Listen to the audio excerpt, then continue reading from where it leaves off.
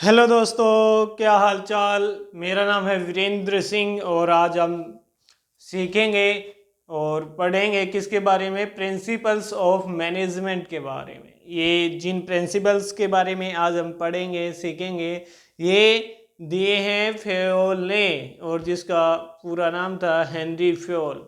और इनको father of management भी बोला जाता है क्योंकि इन्होंने अपने कई सारे कंट्रीब्यूशंस दिए हैं मैनेजमेंट में। और जो मैनेजर्स हैं उनके लिए एक पाथ का, एक रास्ते का काम करते हैं ये प्रिंसिपल्स के, उसको अच्छी मैनेजमेंट कैसे करनी है, क्यों ये प्रिंसिपल्स इम्पोर्टेंट है, ये भी हम जानेंगे। तो सबसे पहले हम बात कर लेते हैं इसके फर्स्ट प्रिंसिपल्स की, और इन्हीं प्रिंसिपल्स को 14 प्रिंसिपल्स ऑफ मैनेजमेंट के नाम से भी जाना जाता है। फर्स्ट प्रिंसिपल है division of work. Division of work में क्या बोला इन्होंने कि जो फेवल है, इन्होंने बोला कि जो आपका एक बड़ा काम है, एक बड़ा वर्क है, उसको स्मॉल स्मॉल सेगमेंट्स बना दो, उसको छोटे छोटे और कामों में डिवाइड कर दो, डिस्ट्रीब्यूट कर दो। और जो हमने छोटे छोटे जिन अलग अलग कामों में इसको डिस्ट्रीब्यूट किया है, उस एक काम को किसी एक पर्सन को सौंप दो, दूसरे काम को किसी दूसरे पर्सन को सौंप दो, तीसरे काम को किसी तीसरे पर्सन को सौंप दो। तो जब हमने स्मॉल स्मॉल सेगमेंट्स बना के एक वर्क का और उसी को अलग अलग पर्सनस को हमने सौंप दिया, तो उससे क्या होगा, एक पर्सन बार बार उसी काम को करेगा।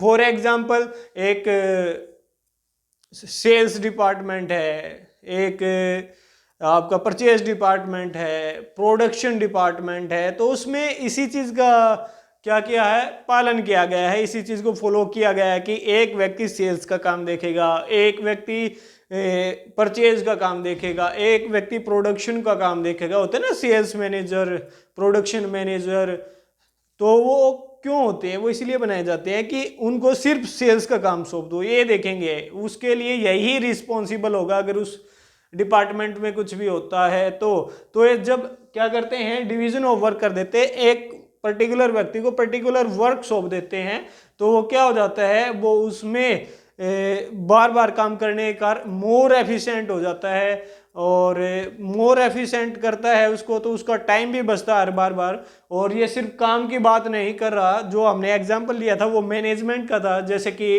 बैंक है, बैंक में कोई जाता है, जब देखता है कि भाई एक कैशियर होता है, वो सिर्फ कैश का लेना देना करता है, सिर्फ कैश जमा करेगा और कैश निकाल के देगा। दूसरा कौन होता है, एक लोन वाला होता है, जो लोन के बारे में बातचीत करता है, लोन के बारे में समझाता है। तो ये क्या होता है, मैनेजमेंट का जो वर्क है उसको डिस्ट्रीब्यूट कर रखा है। ऐसे ही प्रोसेस होती है आपकी, किसी मैन्युफैक्चरिंग की प्रोसेस होती है। फॉर एग्जांपल, मान लो ये शर्ट ही है, शर्ट बनाने वाला काम है, तो क्या करेगा, एक पर्सन सिर्फ इसके लिए कपड़ा काटेगा, कपड़ा काट दिया, साइज के अकॉर्डिंग उसने रख दिया। दूसरा पर्सन आएगा, वो उसको कपड़े को उठाएगा, सिर्फ सिलाई करेगा। और सिलाई किसकी, उनके भी अलग अलग पार्ट हो सकते हैं, कोई यहाँ से कप्स बनाएगा, कोई सिर्फ कॉलर बनाएगा, कोई इसको नीचे वाले पार्ट की सिलाई करेगा, फिर एक व्यक्ति इनको असेंबल करेगा, एक इन पे बटन्स लगाएगा। तो जो व्यक्ति बार बार बटन लगाने का काम करेगा, क्या होगा, वो इसमें मोर एफिशिएंट हो जाएगा, और बार बार लगाने के कारण इतना अच्छे से काम करेगा और कम टाइम में काम करेगा, एफिशिएंट हो गया ना। इसलिए तो स्पेशलाइजेशन आएगा, वो स्पेशलाइज हो जाएगा इस काम में। तो एक व्यक्ति जब बार बार एक काम को करता है, उसमें वो स्पेशलिस्ट हो जाता है, एफिशिएंट हो जाता है। और वो कब हो पाता है, जब हम डिवीजन ऑफ वर्क को इम्प्लीमेंट करते हैं।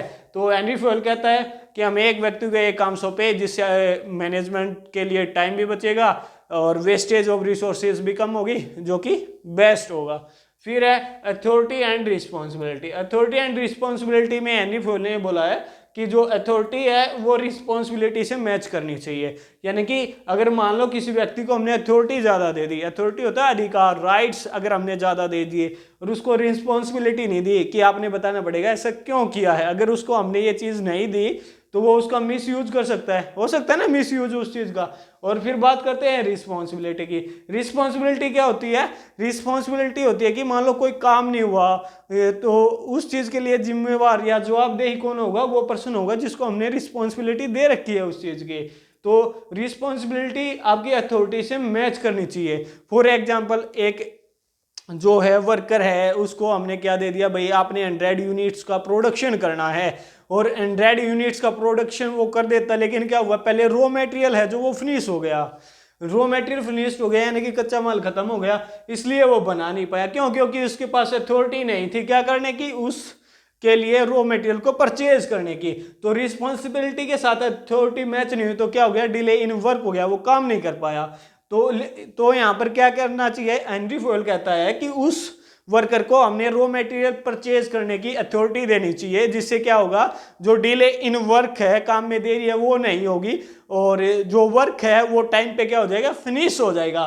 यानी कि ये दोनों एक दूसरे के साथ में मैच करनी चाहिए, इक्वल होनी चाहिए। फिर है डिसिप्लिन। डिसिप्लिन किस चीज का, ये स्कूल वाले डिसिप्लिन की यहाँ पे बात नहीं कर रहे हैं, ये डिसिप्लिन की बात कर रहे हैं कि जो भी रूल्स हैं, रेगुलेशन है, वो सभी के लिए इक्वल होने चाहिए, ठीक होने चाहिए। इसका ये मतलब नहीं है कि भाई जो अलग अलग डिपार्टमेंट है सभी के लिए सेम होगा या ऐसा कुछ होगा। इसका सिर्फ इतना सा मीनिंग है कि जो भी मैनेजमेंट है अपने एम्प्लॉयज़ के साथ में कॉन्ट्रैक्ट करती है काम कराने के लिए कि भाई इस ईयर हम आपको इतना पे करेंगे, उसके बदले में आपने एक काम करना है, तो उसमें कोई छुपी हुई शर्त नहीं होनी चाहिए, वो क्लियर होना चाहिए, और क्लियर होने के साथ साथ फेयर भी होना चाहिए।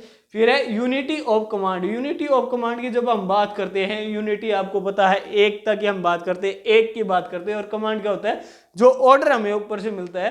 तो यूनिटी ऑफ कमांड का मतलब ये है कि एक बॉस होना चाहिए। बॉस क्या होना चाहिए, सिर्फ एक होना चाहिए, और एक बॉस जब ऑर्डर देता है तो क्या होगा, वो ऑर्डर जल्दी कंप्लीट होगा, अच्छे से काम होगा, और जो वर्कर है उसके मन में भी कंफ्यूजन नहीं होगी, जैसे कि ए बी सी डी और ई, ये हमारे वर्कर है। बॉस कौन है हमारा, सिर्फ ए है, ए तो हमने यहाँ ले लिया, तो बॉस ले लेते हैं हम एफ, तो एफ हमारा क्या हो गया, बॉस हो गया। ये सभी को ऑर्डर देगा, कंफ्यूजन नहीं है, क्योंकि इन्होंने पता है कि भाई इसने जो कहा वो ही करना है। मान लो एक और बॉस हो गया आपका एच, और ये भी ऑर्डर दे रहा है,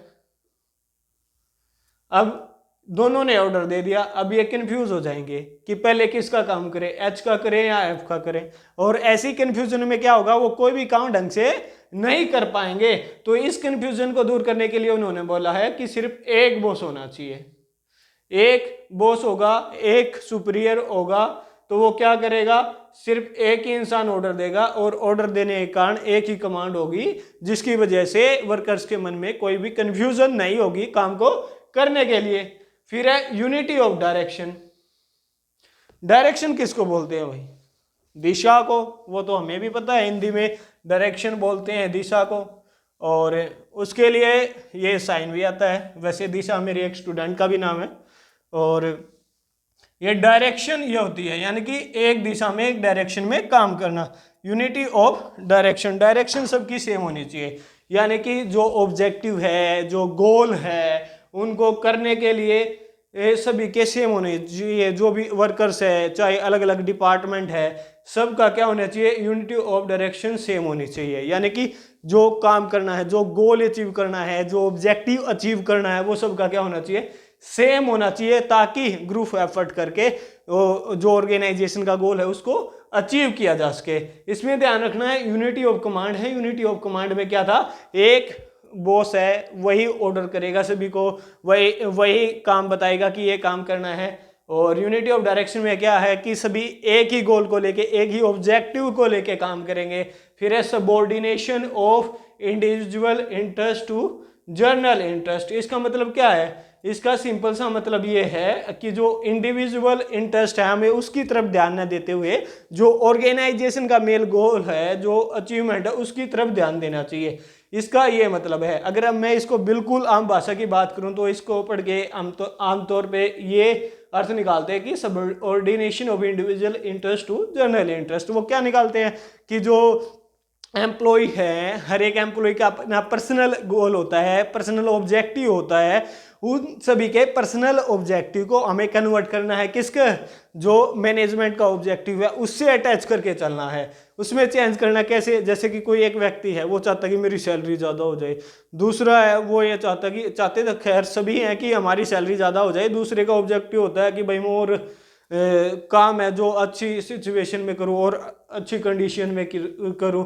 लेकिन जो मैनेजर है वो क्या करेगा, सभी के अपने इंडिविजुअल गोल को कन्वर्ट कर देगा किसमें, जो एक मेन गोल है जो किसका है, ऑर्गेनाइजेशन का। जैसे कि आप सभी अपनी अपनी मनचाही चीजें कब पा पाएंगे, जब आपकी सैलरी ज्यादा होगी। सैलरी कब ज्यादा होगी, जब ऑर्गेनाइजेशन ज्यादा अच्छा कमाएगा। और जब ऑर्गेनाइजेशन अच्छा कब कमा पाएगा, जब आप सभी अच्छे से काम करोगे। और जब अच्छे से काम करोगे ज्यादा प्रॉफिट होगा, ज्यादा आपको सैलरी दी जाएगी। तो इंडिविजुअल इंटरेस्ट को क्या कर दिया, ऑर्गेनाइजेशन इंटरेस्ट से कन्वर्ट कर दिया। लेकिन इसका जो मेन मीनिंग है वो ये है कि जो हम करते हैं कि अपनी पर्सनल चीजों पे ज्यादा ध्यान देते हैं, अपनी पर्सनल चीजों के लिए ज्यादा एफर्ट करते हैं, उसकी बजाय हम प्रायोरिटी देंगे किसको, ऑर्गेनाइजेशनल गोल को। ऑर्गेनाइजेशन का जो गोल है उसको प्रायोरिटी देंगे और उसके लिए हम मेन काम करेंगे।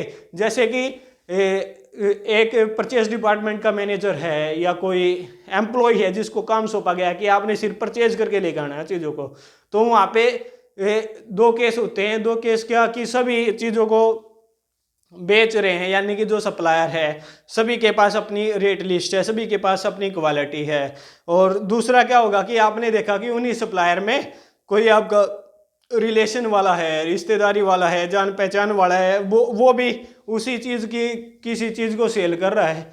तो अब आप यहाँ पे क्या करते हैं, अपना पर्सनल फायदे के लिए या पर्सनल जानकारी के कारण उसके फायदे के लिए क्या करते हैं, उससे रॉ मटेरियल परचेज कर लेते हैं डायरेक्ट जाके। तो ये क्या हो गया, ये गलत चीज होगी। और दूसरा केस क्या है कि आपने सभी की जो रेट लिस्ट है और क्वालिटी है सभी सप्लायर की, उसको कंपेयर करके देखा और देखा किसका रेट भी ठीक है और किसकी क्वालिटी भी ठीक है। जिसका रेट और क्वालिटी दोनों ठीक है उससे आपने रॉ मटेरियल को परचेज करना है। ये किसने बोला है, हेनरी फ्योल ने बोला है कि आपको इंडिविजुअल इंटरेस्ट की तरफ नहीं जाना है, उसे अपने जान पहचान वाले का फायदा नहीं कराना है। आपने क्या देखना है, जो ऑर्गेनाइजेशन के लिए अच्छा है वही आपने करना है।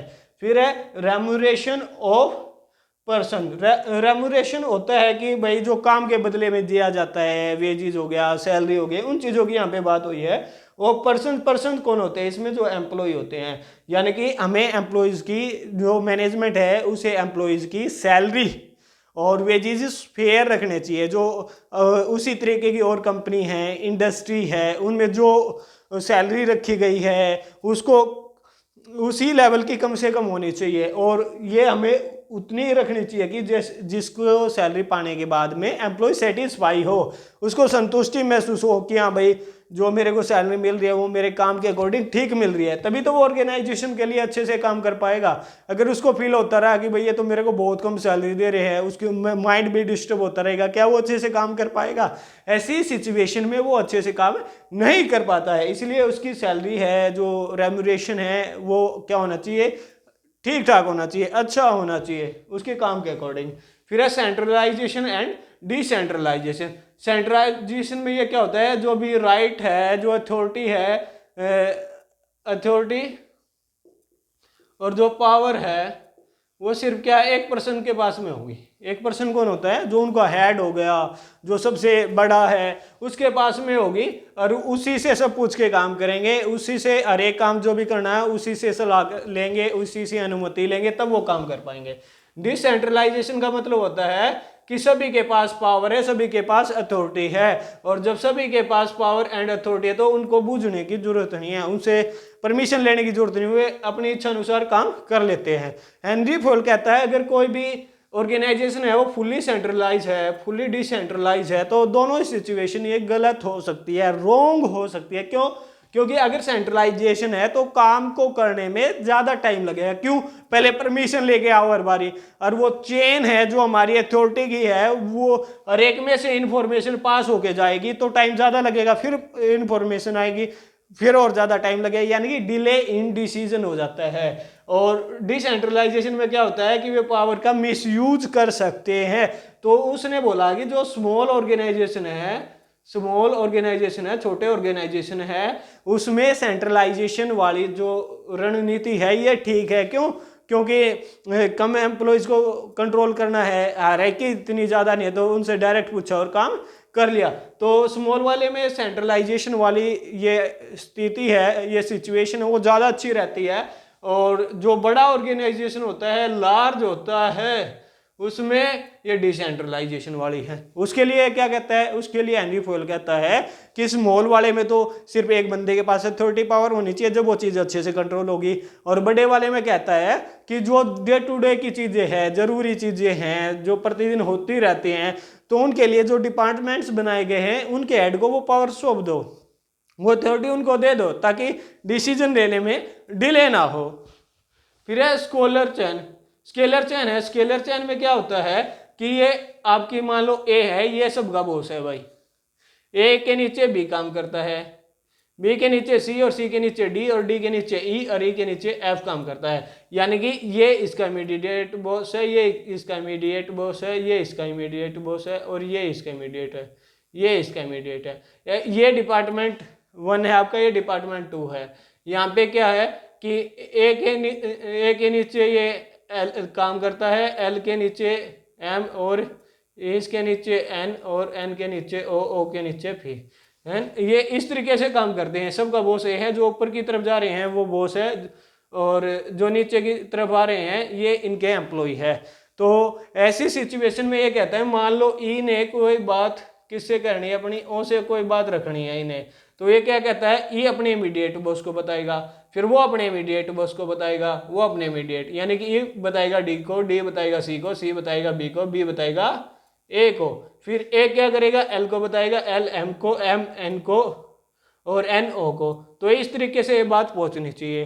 कौन कहता है, ये हेनरी फॉयल कहता है कि ऐसे आपकी हायरार्की होनी चाहिए, और ऐसी ही आपकी बात जो सेम लेवल है आपका उस तक पहुंचनी चाहिए। लेकिन हेनरी फॉयल ये भी कहता है कि जो इमरजेंसी वाली सिचुएशन है उसमें आपकी डायरेक्ट बात होनी चाहिए, ई को डायरेक्ट ये अथॉरिटी होनी चाहिए कि वो ओ से जाके अलग डिपार्टमेंट के सेम लेवल के पर्सन के साथ में जाके बात कर सकता है। कब, इमरजेंसी की सिचुएशन में। और इस इमरजेंसी की सिचुएशन में जब इसने डायरेक्ट जाके बात की, इसको बोलते हैं गैंग प्लैंक। क्या बोलते हैं, गैंग प्लैंक इसको बोलते हैं। और ये इस इमरजेंसी की सिचुएशन में इसलिए बोला इसने क्योंकि इमरजेंसी की सिचुएशन में ऐसे बात जाएगी और फिर ऐसे वापस आएगी, तो उसमें क्या होगा, डिले इन वर्क हो जाएगा, जो कि सबसे बड़ी कमी हो जाएगी। तो उस सिचुएशन में, इमरजेंसी की सिचुएशन में डायरेक्ट बात करेगा, इसको बोलते हैं गैंग प्लैंक। फिर है ऑर्डर। ऑर्डर का मतलब यहाँ पे वो नहीं है कि आपके सीनियर आपको ऑर्डर देते हैं, आपके पेरेंट्स आपको ऑर्डर देते हैं, आपके टीचर्स आपको ऑर्डर दे देते हैं। हालांकि मैं ऑर्डर्स नहीं देता अपने स्टूडेंट्स को, तो ऑर्डर यहाँ पे वो ऑर्डर नहीं है। ऑर्डर का मतलब ये है कि जो भी ऑर्गेनाइजेशन में चीज़ें हैं, जो भी है, बहुत सारी चीज़ें होती हैं, जो भी एम्प्लॉय होते हैं, वो सभी क्या होने चाहिए, उनकी एक पर्टिकुलर जगह होनी चाहिए, पर्टिकुलर प्लेस होना चाहिए सभी का। जैसे मान लो किसी एम्प्लॉय को ज़रूरत है किसकी, रेंच की, रेंच होते हैं जिससे वो बड़े बड़े नट वगैरह टाइट करते हैं, या फिर किसी प्लास की ज़रूरत है, तो क्या होना चाहिए, उन सभी की एक पर्टिकुलर जगह होनी चाहिए। जब उसको प्लास चाहिए तो वो वहीं पे जाए, उसी रूम में जाए जहाँ पे वो रखा है, उसी अलमारी में जाए जहाँ पे वो रखा रहता है। दूसरा, मान लो किसी मैनेजर से किसी एम्प्लॉय ने मिलना है, तो उस मैनेजर की जगह भी फिक्स होनी चाहिए, जिसको बोलते हैं हम ऑफिस है उसका, वहाँ पे है। जब उसको मिलना होगा तो वो एम्प्लॉयज के वहीं पे जाके मिलेगा, तो वो क्या हो गया, ऑर्डर। हर एक जगह अपनी प्लेस पे होगी, अपनी जगह पे होगी। फिर है इक्विटी, और इक्विटी का इतना ही मीनिंग है क्या, इक्वालिटी। इक्वालिटी का ये मतलब नहीं है यहाँ पर कि सभी की सैलरी है, रेम्यूनरेशन है, वो इक्वल होना चाहिए, भाई वो हो भी नहीं सकता। तो इक्विटी का यहाँ पे सिर्फ ये मतलब है कि जो सेम लेवल है, सेम लेवल समझते ना, सभी मैनेजर हैं, सभी एम्प्लॉइज हैं, तो वो उनके लेवल पे ठीक होना चाहिए। और दूसरा, इक्वालिटी का मतलब यहाँ पे है कि हमें डिस्क्रिमिनेशन नहीं करना है, भेदभाव नहीं करना है। किसके बेस पे, जेंडर के बेस पे, रिलीजन के बेस पे, नेशनैलिटी के बेस पे, हमने किसी के प्रति कोई भी भेदभाव नहीं करना है। लैंग्वेज के प्रति भी कोई भेदभाव नहीं करता। अक्सर लोग सोचते हैं ना, if someone is speaking in English, ये इसकी पर्सनैलिटी बहुत अच्छी है, अगर कोई इंग्लिश में बात कर रहा है, इसको नॉलेज बहुत ज़्यादा है, तो हमें उस लैंग्वेज को बेस बना के कोई भी डिस्क्रिमिनेशन नहीं करना चाहिए। ये कौन कहता है, आपका इक्विटी कहती है। और इक्विटी के बारे में बताया था हेनरी फॉयल ने यहाँ पर 14 प्रिंसिपल्स में। फिर है stability of tenure of personal, अच्छा, यहाँ पे स्टेबिलिटी टेन्योर ऑफ पर्सोनल में ये मतलब है कि जो टर्नओवर होता है एम्प्लॉयज का, टर्नओवर का मतलब क्या कि एक साल के अंदर कितने एम्प्लॉयज आपके ऑर्गेनाइजेशन में आ रहे हैं और कितने वापस जा रहे हैं। जैसे कि क्या हो सकता है, टर्मिनेशन ऑफ जॉब, जॉब से निकाल दिया, ट्रांसफर ऑफ जॉब, बदली कर दी गई। तो ये चीज़ें जितनी कम होगी उतना ज़्यादा अच्छा होगा। क्यों? क्योंकि एम्प्लॉयज़ को जब सिक्योरिटी होगी, श्योरिटी होगी कि भाई जो मेरी जॉब है वो नहीं जाने वाली, मेरी जॉब सेफ है, तो ज़्यादा अच्छे से काम कर पाते हैं। और ज़्यादा अच्छे से काम कर पाते हैं, वही क्या होता है, ऑर्गेनाइजेशन के लिए अच्छा होता है। दूसरी बात, बार बार हम टर्मिनेशन करेंगे, एम्प्लॉयज़ को आएगा उसको निकालेंगे, तो बार बार जो ट्रेनिंग देने का एक्सपेंस है, खर्चा है, वो भी ज़्यादा होगा, हमारा टाइम वेस्ट भी होगा। तो हमें ये करना कि उनको स्टेबिलिटी दे, हम उनको श्योरिटी और सिक्योरिटी दे किसकी, जॉब की। फिर है इनिशिएटिव। इनिशिएटिव को हिंदी में बोलते हैं पहल। होता है ना कि पहले पहल कौन करेगा, ये वो वाला इनिशिएटिव है। और इसमें हेनरी फ्योल ने बेस्ट एग्जांपल ये दिया कि जैसे कि एम्प्लॉयज़ हैं, तो एम्प्लॉयज़ की सलाह लेनी चाहिए, किसने, मैनेजर ने। उनको शामिल करो किस चीज़ के लिए, डिसीजन मेकिंग की प्रोसेस में। उनसे सजेशन लो, किन से, एम्प्लॉयज़ से। इससे क्या होगा, एम्प्लॉयज़ अच्छा फील करते हैं, वे सोचते हैं हाँ भाई हम भी कुछ इंपॉर्टेंट रोल रखते हैं ऑर्गेनाइजेशन में, कि ये हमसे पूछ रहे हैं चीज़ें, सजेशन लो। लेकिन जो मेन डिसीजन लेगा वो लेगा मैनेजर, लेगा मेन डिसीजन। और मैनेजर डिसीजन लेने के बाद में जिस चीज़ को फाइनल कर दिया गया उसी चीज़ को सभी फॉलो करेंगे। ये नहीं है कि एम्प्लॉयज़ का ही मानते रहेंगे, मानेंगे मैनेजर का। मैनेजर एम्प्लॉय से सिर्फ सजेशन लेगा। और सबसे बड़ा इनिशिएटिव होता है खुद को मोटिवेट रखना। और ये ऑर्गेनाइजेशन में, बिजनेस में, हर एक जगह पे सबसे ज़्यादा जरूरी है। खुद को मोटिवेट रखो, एम्प्लॉयज़ को शामिल करते चलो। फिर है एस्पिरिट डी कोर्प्स।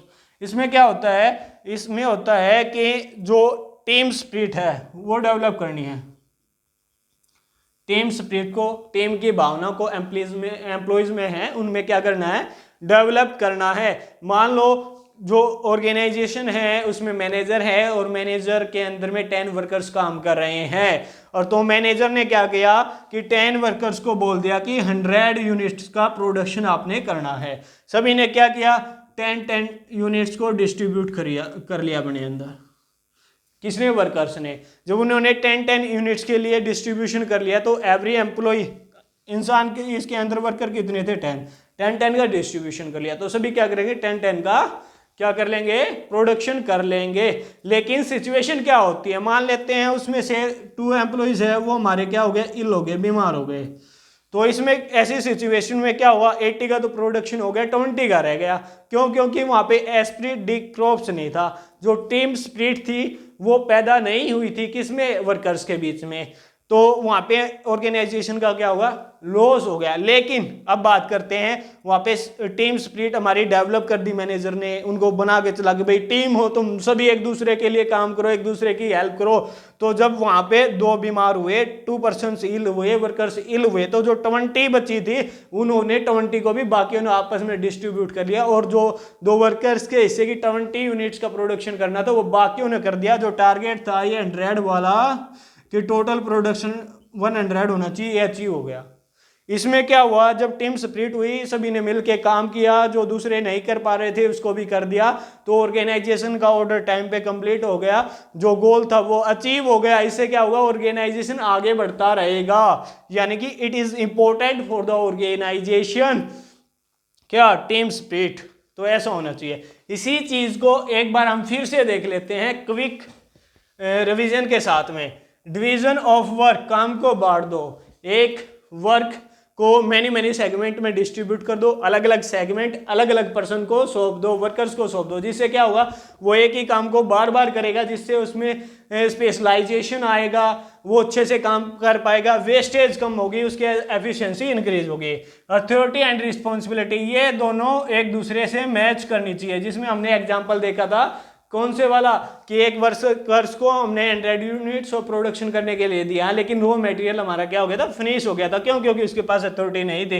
तो हमें उसको अथॉरिटी देनी चाहिए कि वो रॉ मटेरियल परचेज करे और उसका प्रोडक्शन करे, जिसके कारण क्या होगा, जो ऑर्डर है, जो चीज़ें हैं, जो काम कंप्लीट करना वो टाइम पे होगा। डिसिप्लिन में यह था कि जो वर्कर्स यानी कि एम्प्लॉय और मैनेजर के बीच में जो एग्रीमेंट होता है वो फेयर होना चाहिए, और फेयर के साथ साथ में क्या होना चाहिए, उसमें कुछ छिपी हुई शर्तें नहीं हो, फेयर एंड क्लियर होना चाहिए सभी चीज़ें। फिर है unity of command. Unity of command में था कि ऑर्डर देने वाला जो बॉस है वो सिर्फ एक होना चाहिए, जिससे वर्कर्स में क्या नहीं होगी, कंफ्यूजन नहीं होगी। फिर है यूनिटी ऑफ डायरेक्शन, सभी एक ही डायरेक्शन में काम करेंगे, सभी का एक ही ऑब्जेक्टिव होगा। Subordination of individual interest to general interest, इसमें क्या था, जो ऑर्गेनाइजेशन का गोल है, जो ऑर्गेनाइजेशन के लिए अच्छा है, उसको हम सबसे ऊपर रखेंगे, सबसे ऊपर। फिर है रेम्यूनरेशन ऑफ पर्सन, जो सैलरी है, वेजेस है, वो सभी का इतना होना चाहिए कम से कम कि वो सेटिस्फाई महसूस करे, और उसे कम नहीं होना चाहिए। जो सेम इंडस्ट्री है उनमें जो सेम पोजीशन पे आपका एम्प्लॉय है, वर्कर काम कर रहे हैं, उसके अकॉर्डिंग उन सब से ठीक होनी चाहिए, जिससे वो सेटिस्फाई महसूस करें और काम को अच्छे से करते रहें। फिर है आपका सेंट्रलाइजेशन एंड डिसेंट्रलाइजेशन। सेंट्रलाइजेशन और डिसेंट्रलाइजेशन, इसमें हमने जाना था कि जो स्मॉल ऑर्गेनाइजेशन है उसमें सभी पावर एंड अथॉरिटी, डिसीजन लेने की जो शक्ति है वो एक ही पर्सन के पास होनी चाहिए, किसमें, स्मॉल में, ताकि चीज़ों को और अच्छे से कंट्रोल किया जा सके। जो लार्ज है, बिग ऑर्गेनाइजेशन है, उसमें हम क्या कर सकते हैं कि अथॉरिटी को डिस्ट्रीब्यूट कर सकते हैं, बांटा जा सकता है, और को भी जो टू डे काम चलते रहते हैं उनसे रिलेटेड, ताकि डिसीजन लेने में डिले ना हो। तो इन दोनों का अच्छे से यूज करना है, सिर्फ एक चीज़ अच्छी नहीं होती, स्मॉल में ये चल सकता है, लार्ज में ये भी चलेगा, और जो मेन डिसीजन लेने होते हैं उसके लिए सेंट्रलाइजेशन चलता है, किसमें, जो बड़े ऑर्गेनाइजेशन होते हैं उसमें भी, यानी कि दोनों का यूज होता है। स्केलर चेन, ये अलग अलग पोजीशन है, एक के नीचे ये अलग डिपार्टमेंट है, ये अलग डिपार्टमेंट है, बात यहाँ से घूम के यहाँ से यहाँ तक वापस आ रही थी। तो ये कहता कि इमरजेंसी सिचुएशन में डायरेक्ट बात करो, जिसको बोलते थे गैंग प्लैंक। फिर ऑर्डर है, ऑर्डर में बोला कि हर एक चीज़ का एक प्लेस फिक्स जो होना चाहिए, और जब भी जरूरत हो किसी को वो चीज़ उसको वहीं पे मिले। ये सिर्फ चीज़ों के लिए नहीं था, ये एम्प्लॉयज, वर्कर, मैनेजर के लिए भी था कि मैनेजर का एक जगह पे ऑफिस होना चाहिए, कैबिन होना चाहिए, जहाँ पर अगर किसी को उससे मिलना तो वहाँ पर जाके मिल सके और मैनेजर वहीं पे मिले। फिर है इक्विटी। इक्विटी में क्या था कि कोई भी जेंडर हो गया, लैंग्वेज हो गया, नेशनैलिटी हो गया, ऐसी चीज़ों को बेस बना के कोई भी डिस्क्रिमिनेशन यानी कि भेदभाव नहीं होना चाहिए। फिर है stability of tenure of person, यानी कि जो एम्प्लॉयज हैं उनको बार बार निकालेंगे नहीं, उनका ट्रांसफ़र नहीं करेंगे, टर्मिनेशन नहीं करेंगे, क्योंकि उससे क्या होगा, नई एम्प्लॉय आएगा, उसको दोबारा से ट्रेनिंग देनी पड़ेगी, दोबारा से कॉस्ट होगी, टाइम भी वेस्ट होगा, और वो अच्छे से काम भी नहीं कर पाएगा जब तक क्या नहीं होगी, जॉब श्योरिटी, सिक्योरिटी और जॉब सेफ्टी नहीं होगी। जब उसको लगेगा भाई मेरी जॉब फिक्स है, कोई मेरे से काम से नहीं निकालेगा, तो उसको माइंड सेट अच्छा रहेगा, क्लैरिटी रहेगी, अच्छे से काम कर पाएगा। फिर है इनिशिएटिव। इनिशिएटिव यानी कि हिंदी में बोलते हैं पहल, और पहल किसी लाइन में ऐसे यूज किया जाता है कि पहले पहल कौन करेगा इस चीज़ को करने की, है ना, पहले कदम कौन उठाएगा। तो इसमें कहते हैं कि मैनेजमेंट को अपने एम्प्लॉयज से कोई डिसीजन लेने से पहले सजेशंस लेने चाहिए, सजेशन के लिए इनवाइट करना चाहिए, जिससे क्या होगा, एम्प्लॉयज में सेटिस्फेक्शन लेवल होगा, वे ये समझेंगे कि भाई हाँ हमारा भी कोई रोल है इसमें, जो मैनेजमेंट हमसे पूछती है ना। तो इससे क्या होगा, मैनेजमेंट के पास बहुत सारे सजेशन भी आएगी, फिर उनमें से जो अच्छा डिसीजन मैनेजमेंट को लगता है, सजेशन अच्छा लगता है, उसको वो डिसीजन के तौर पे लागू कर देगी। हाँ, इसमें मेन चीज़ें किसकी होती हैं, मैनेजर की ही होती है, और मैनेजर ने जो एक बार बोल दिया कि ऐसा ही करेंगे तो सभी वैसा ही करेंगे, उसमें फिर चेंज नहीं हुआ। एस्प्रिट डी क्रॉप्स में हमने ये सीखा है कि भाई जो मैनेजर के अंदर जितने भी वर्कर्स काम करते हैं सभी के अंदर क्या होनी चाहिए, टीम स्पिरिट होनी चाहिए, यानी कि टीम की भावना पैदा करनी है उनके अंदर कि भाई तुम सभी एक हो, हम सभी एक हैं। मैनेजर यहाँ पे आई वर्ड का यूज नहीं करेगा, यहाँ पे यूज करेगा ये वी का, कि हम, मैं नहीं, क्या बोलेगा, हम सभी हैं, हम एक है। तो ये उसमें क्या करते हैं, अगर कोई काम नहीं कर पाता उसके हिस्से का काम भी दूसरे वर्कर कर देते हैं। और ये इंपॉर्टेंट क्वेश्चन है पेपर के लिए भी, बड़े क्वेश्चन के तौर पे भी, और इनमें से भी अलग अलग बहुत सारे क्वेश्चन मिलते हैं। तो इस टॉपिक को भूल के भी स्किप ना करें, इसको अच्छे से क्लियर कर लें। आई होप आपको ये टॉपिक है अच्छे से समझ में आया होगा। अगर फिर भी कोई डाउट बाकी रहता है तो नीचे कमेंट सेक्शन में जाइए और कमेंट करके लिख भेजिए मेरे पास कि इस पॉइंट को दोबारा से बताएं, ताकि आपका जो डाउट है उसको दूर किया जा सके। लेकिन आपको कोई डाउट आता है तो एक बार दोबारा से वीडियो को पहले ज़रूर देख लें, क्योंकि कई बार क्या होता है कि जब पॉइंट बताया जा रहा होता है तो स्टूडेंट का माइंड कहीं और चला जाता है उस टाइम पे, जिसकी वजह से उनको वो पॉइंट समझ में नहीं आता। तो आपका अपना 100% फोकस वीडियो को देखते वक्त इसके कंटेंट पे और जो मैं कह रहा हूँ उस आवाज़ पे ध्यान से सुने, ताकि आपको हर पॉइंट अच्छे से क्लियर हो। और वीडियो देखने के लिए thank you, have a nice